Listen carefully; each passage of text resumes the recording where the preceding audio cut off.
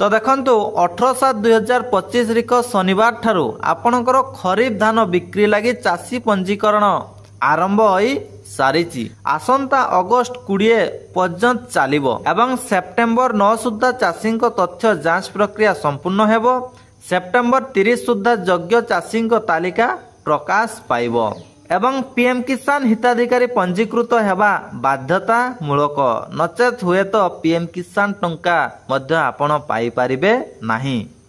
किंतु वर्तमान देखंतु चाषी पंजीकरण रे जो नुआ नियम आछि सेथिरे अधिकांश चाषी पंजीकरण करि पारु नाहांती। वर्तमान समय रे सरकारंकर जो नुआ नियम आछि से नियम अनुसार चाषीटीए पंजीकरण करि पारु नाही। एपटे कहा जायछि जे भाग चाष करुथिले मध्य आपण चाषी पंजीकरण करि पारिबे। आवेदन पई कोन कोन डॉक्यूमेंट आवश्यक प्रथमे जानि नबा एवं तापरे काहे कि ए वर्ष अधिकांश चाषी पंजीकरण करि पारु नाहांती ताकू मध्य जानिबा। तो देखंतु चाषी पंजीकरण पई सर्वप्रथमे आपणकर आधार कार्ड बा चाषींकर आधार कार्ड निश्चित भाव में आवश्यक।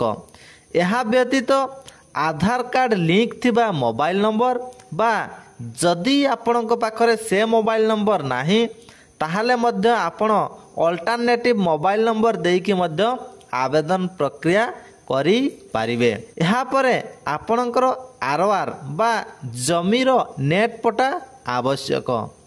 ता व्यतीत आपणकर बैंक पासबुक एवं जदि भाग चाष करुथिबे तेबे संपृक्त जमी मालिकंक सहमति सहित जमी मालिकंक आधार कार्ड नकल एवं मोबाइल नंबर देबाको पड़िबो।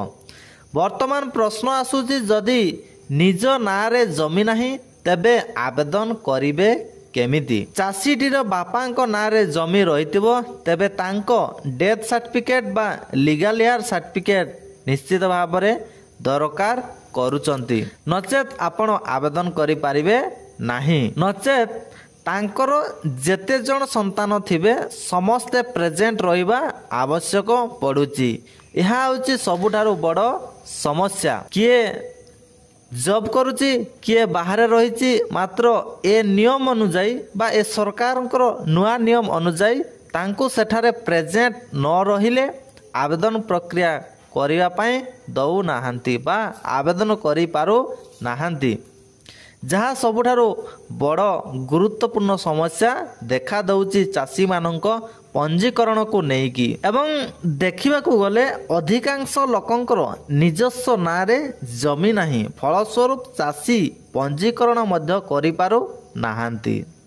तो एथिपाई सरकारंकर एक विकल्प योजना बा विकल्प पद्धति निश्चित भाव में आसीबा दरकार, जहाँ फल कि प्रकृत चाषी माने सेमानंकर पंजीकरण प्रक्रिया करि पारिबे। तो यह थिला आपण मानक पई छोटिया इन्फॉर्मेशन वीडियो। जदि भल लागिछि ताले छोटिया लाइक करिवे, सांग साथी मानकु निश्चित भाव में जणाई देबे एवं जदि चैनल को प्रथम थर पई विजिट करथिबे ताले निश्चित भाव में सब्सक्राइब करके ऑल नोटिफिकेशन को मध्य क्लिक करि दियंतु।